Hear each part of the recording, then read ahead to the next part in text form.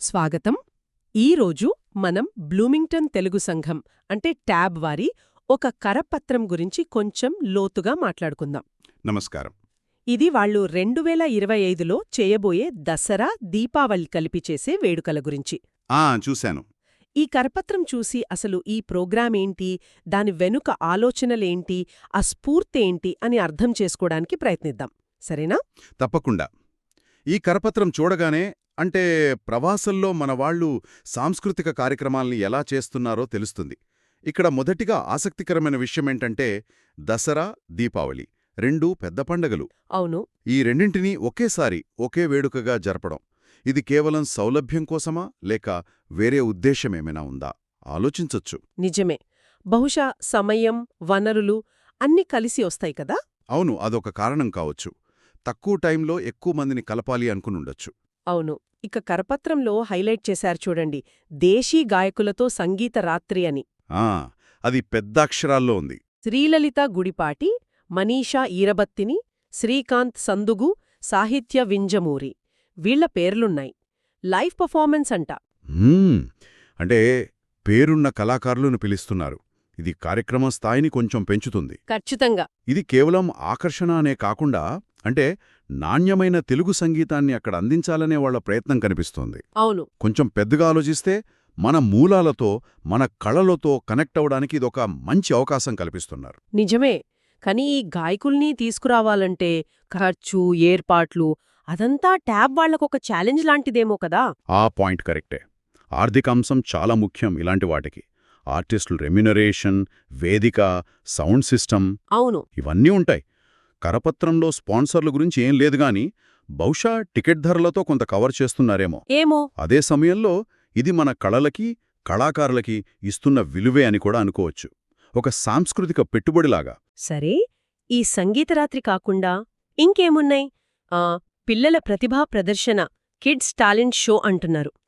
అది బావుంది. ఇంకా కరియోకే నైట్ కూడా ఉంది. పిల్లల షో అంటే చిన్న పిల్లలకి వాళ్ళ టాలెంట్ చూపించుకోవడానికి మంచి ప్లాట్ఫామ్ కదా. అవును, చాలా మంచి ఆలోచన అది. కేవలం సరదా కాదనుకుంటా. మన సంస్కృతిని నెక్స్ట్ జనరేషన్కి పాస్ చేయడానికి ఇదొక మార్గం. నిజమే. పిల్లలు పాట పాడినా, డాన్స్ చేసినా అది వాళ్లలో మన కల్చర్ పట్ల ఒక కనెక్షన్ పెంచుతుంది. పేరెంట్స్కి కూడా గర్వంగా ఉంటుంది. అవును అవును. ఇక కరోకే నైట్ అంటే ఇది అందరూ సరదాగా పాడుకోవడానికి అనుకుంటా. అవును, అంటే ప్రొఫెషనల్స్ కాకుండా మనలాంటి వాళ్ళు సరదాగా గడపాలనుకునేవాళ్లు పాల్గొనొచ్చు. వాతావరణం కొంచెం లైట్గా అవుతుంది. అందరూ ఇన్వాల్వ్ అవడానికి వీలుంటుంది. అంటే ఈ ప్రోగ్రామ్స్ మిక్స్ చూస్తుంటే ఒకవైపేమో ప్రొఫెషనల్ పర్ఫార్మెన్స్, మరోవైపు అందరూ పాల్గొనేలా కరోకే, ఇంకోవైపు పిల్లల టాలెంట్.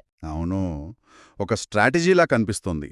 అంటే అన్ని వయసుల వాళ్లని, అన్ని రకాల ఇంట్రెస్ట్లున్నవాళ్లని ఎంగేజ్ చేయాలి అని. కేవలం చూసి వెళ్ళిపోయేలా కాకుండా అందరూ భాగం కావాలన్నమాట. అదే వాళ్ల ఉద్దేశమై ఉండొచ్చు. బాగుంది ఆలోచన.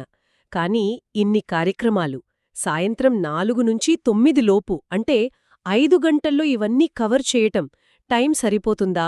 క్వాలిటీ ఎలా మేనేజ్ చేస్తారో? అది కూడా ముఖ్యమైన పాయింటే.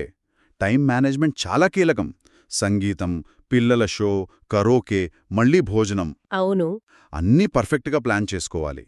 బహుశా పిల్లల షో, కరోకేలను ప్రధాన సంగీత కార్యక్రమానికి ముందు లేదా మధ్యలో చిన్న స్లాట్స్గా పెడతారేమో. ఏమో. ఆ వివరాలు లేవు కానీ పక్కా ప్లానింగ్ లేకపోతే కష్టం. కానీ ఈ వెరైటీనే దీని బలమనుకోవచ్చు. ఎక్కువ మందిని అట్రాక్ట్ చేస్తుంది. ఇక ప్రాక్టికల్ విషయాలకొస్తే భారతీయ స్టాల్స్ ఉంటాయంట. ఆహారం, వస్తువులు దొరికేలా. ఇంకా ర్యాఫిల్ లక్కీ డ్రా కూడా. స్టాల్స్ అంటే పండుగ వాతావరణం ఇంకా పెరుగుతుంది కదా. అవును కదా. అది కేవలం షాపింగ్ కాదు, మన ఊర్లల్లో పండగలప్పుడు సంతలాగా ఉంటుంది కదా. అలాంటి ఫీల్ తీసుకురావడానికి ప్రయత్నమేమో. అవును. ప్రవాసంలో ఉన్నవాళ్లకి మన రుచులు, వస్తువులు దొరికితే సంతోషమే. అక్కడ చిన్న చిన్న బిజినెస్సులు చేసేవాళ్లకి, ముఖ్యంగా ఇంట్లోంచి చేసేవాళ్లకి మంచి అవకాశం కూడా. నిజమే. ర్యాఫిల్ డ్రా అంటే కొంచెం ఎక్సైట్మెంట్ యాడ్ అవుతుంది. అవును, ఫండింగ్కి కూడా హెల్ప్ అవ్వచ్చు. ఇంకో ముఖ్య విషయం, ఎంట్రీ ఫీజులోనే స్నాక్సు, డిన్నర్ కూడా కలిపే ఉన్నాయంట. అది మెన్షన్ చేశారు. సాయంత్రం 4 నుంచి 9 వరకు అంటే మధ్యలో ఆకలేస్తుంది గదా, బయటికెళ్లకర్లేకుండా అక్కడే భోజనం ఏర్పాటు చేయడం మంచి ఆలోచన. నిజమే.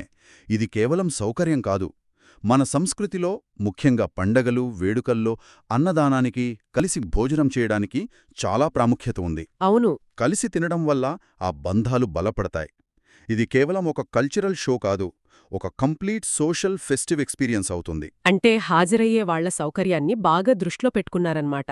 అనిపిస్తుంది. సరే, ఇక లాజిస్టిక్స్ చూద్దాం. తేదీ ఆదివారం అక్టోబర్ 26. సమయం సాయంత్రం 4 నుండి 9 వరకు. గేట్లు 4కే తెరుస్తారంట.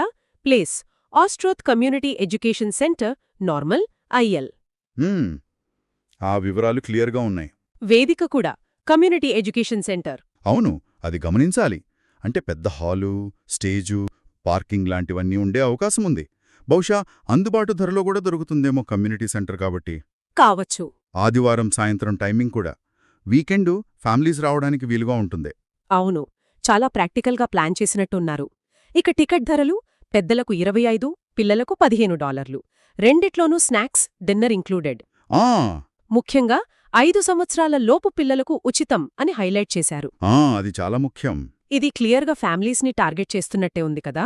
అవును, ఆ ధరలు చూస్తే మరీ ఎక్కువ కాదు, అలా అని మరీ తక్కువ కాదు. అంటే ఈవెంట్ ఖర్చుల్ని బ్యాలెన్స్ చేస్తూ చాలామందికి అందుబాటులో ఉంచాలని చూస్తున్నట్టుంది. 5 ఏళ్లలోపు పిల్లలకు ఫ్రీ ఎంట్రీ ఇవ్వడం, అది చిన్నపిల్లలున్న కుటుంబాల్ని ఎంకరేజ్ చేయడానికే ఫ్యామిలీ ఫ్రెండ్లీ అని చెప్పకనే చెబుతున్నారు. అయితే ఒక ఫ్యామిలీలో 2 పెద్దలు, ఒక 2 పిల్లలు, 5 ఏళ్లు దాటినవాళ్లు ఉంటే టికెట్లకే $80 అవుతుంది. అవును. అది కొంతమందికి కొంచెం ఎక్కువ అనిపించొచ్చా? లేక అమెరికాలో ఇలాంటి ప్రోగ్రామ్స్కి ఇది నార్మల్ రేటేనా? మంచి ప్రశ్న. ఖర్చు అనేది ఎప్పుడు అంటే ఒక్కొక్కరి పరిస్థితిని బట్టి ఉంటుంది. అవును. కానీ జనరల్గా అక్కడ ఎంటర్టైన్మెంటు, బయట ఫుడ్ ఖర్చులతో పోలిస్తే 5 గంటల ప్రోగ్రాం, అది లైవ్ మ్యూజిక్, ఫుడ్తో కలిపి ఈ ధర చాలామందికి రీజనబుల్గానే అనిపించొచ్చు. కానీ స్టూడెంట్స్కి లేదా తక్కువ ఆదాయం ఉన్నవాళ్లకి కొంచెం ఇబ్బంది కావచ్చు. ఏమో, మెంబర్స్కి నాన్ మెంబర్స్కి వేరే రేట్లున్నాయేమో, ఆ డీటెయిల్స్ లేవు కరపత్రంలో. తెలియదు. కానీ కమ్యూనిటీ ఆర్గనైజేషన్స్ కదా, లాభాపేక్ష లేకుండా చేస్తుంటారు. క్వాలిటీ ఇవ్వాలంటే కొంత ధర పెట్టక తప్పదేమో. మొత్తానికి ఈ కరపత్రం బట్టి చూస్తే బ్లూమింగ్టన్ తెలుగు అసోసియేషన్ ట్యాబ్ వాళ్లు ఒక మంచి పెద్ద వేడుకనే ప్లాన్ చేస్తున్నట్టున్నారు. అవును.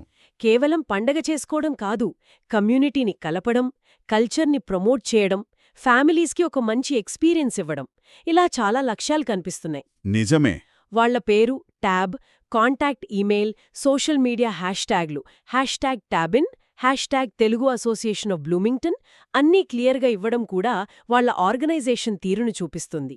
అవును, ఈ కరపత్రం కేవలం ఒక అనౌన్స్మెంట్ కాదు, ఆ కమ్యూనిటీ ఎంత యాక్టివ్గా ఉందో, వాళ్లకి తమ సంస్కృతి పట్ల ఎంత నిబద్ధత ఉందో చూపిస్తుంది. అవును కదా. మన దేశానికి వేల మైళ్ల దూరంలో ఉన్నప్పుడు ఇలాంటి ఈవెంట్స్ చాలా ముఖ్యం. ఇవి మనల్ని మన మూలాలతో కనెక్ట్ చేసే లంగర్ల లాంటివి. కరెక్ట్. మన భాష, సంస్కృతి, సంప్రదాయాలు ఇవన్నీ బ్రతికించుకోవడానికి, నెక్స్ట్ జనరేషన్కి పరిచయం చేయడానికి ఇలాంటివి కావాలి. ఈ హ్యాష్ట్యాగ్స్ వాడకం కూడా, అంటే డిజిటల్గా కూడా కనెక్ట్ అవ్వాలని చూస్తున్నారు. ముఖ్యంగా యువతను రీచ్ అవ్వడానికి. అవును. ఇంకో విషయం మనం మర్చిపోకూడదు. ఇలాంటివి చెయ్యాలంటే తెర వెనుక ఎంతమంది వాలంటీర్లు కష్టపడతారో, వాళ్ల టైం, ఎఫర్ట్. ఖచ్చితంగా. ఒక కరపత్రం వెనుక చాలా పెద్ద టీం వర్క్ ఉంటుంది. అది నిజం. ఈ ఈవెంట్స్ కేవలం ఎంజాయ్మెంట్ మాత్రమే కాదు, ఇవి మనుషుల మధ్య సంబంధాలు పెంచుతాయి, కొత్తగా వచ్చిన వారికి ఒక వెల్కమ్ ఫీలింగ్ ఇస్తాయి, ఒంటరితనాన్ని తగ్గిస్తాయి. ఒక రకంగా చెప్పాలంటే ప్రవాసంలో ఒక కుటుంబం లాంటి వాతావరణాన్ని క్రియేట్ చేస్తాయి. దసరా, దీపావళి కలిసి చేసుకోవడం అంటే మనమంతా ఒకటే అనే భావన బలపడుతుంది. అవును. సరే, ఈ క్యాబ్ వారి దసరా దీపావళి కరపత్రం గురించి ఇంత వివరంగా చర్చించినందుకు ధన్యవాదాలు. మీకూడా. ఒక చిన్న కరపత్రం నుంచే ఆ కమ్యూనిటీ గురించి, వాళ్ల ప్రయత్నాల గురించి చాలా విషయాలు తెలుసుకున్నాం. ముగించే ముందు ఒక చిన్న ఆలోచన. అంటే? చెప్పండి. ఈ కరపత్రంలో మనకు కనిపించేది వినోదం, పండగ వాతావరణం, ఇవి పైకి కనిపించేవి. అవును. కానీ ఇలాంటి కలయికలు ముఖ్యంగా ప్రవాసంలో పుట్టి పెరుగుతున్న పిల్లల గుర్తింపు, అంటే వాళ్ల ఐడెంటిటీ, దానిమీద ఎలాంటి ప్రభావం చూపిస్తాయి, ఇది మనం ఆలోచించాలి. అది నిజమే. వాళ్లు తమ తల్లిదండ్రుల సంస్కృతిని కేవలం ఈ పండగలకే పరిమితం చేస్తారా, లేక దాని లోతుల్ని అర్థం చేసుకుంటారా? ఈ అమెరికన్ సొసైటీలో పెరుగుతూ ఈ ఇండియన్ కల్చరల్ ఈవెంట్స్ వాళ్ళ డ్యువల్ ఐడెంటిటీస్ని ఎలా షేప్ చేస్తాయి? చాలా మంచి ప్రశ్న. ఈ వేడుకలు కేవలం సాంస్కృతిక ప్రదర్శనలే కాదు, బహుశా యువతరం తమ అస్తిత్వాన్ని వెతుక్కునే, నిర్మించుకునే ప్రదేశాలు కూడా కావచ్చు. దీని గురించి ఆలోచించాలి.